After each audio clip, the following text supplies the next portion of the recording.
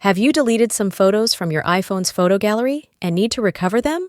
In this video, we'll show you how you can do just that. So I'm in my photo gallery right here, and let's say I delete a photo on purpose and I change my mind, or I've accidentally deleted a photo and need to recover it urgently. The photos and videos that you delete from the photo album on your iPhone are not deleted immediately, but they're kept in a recently deleted folder for a period of 30 days. This is like the recycle bin that we have on our computers. If we want to get back our photo, multiple photos, or videos which we've deleted, we can simply exit the photo album and just make sure that you're in the album section. Now we will scroll all the way down until I can see this recently deleted album, so just click on it to open it.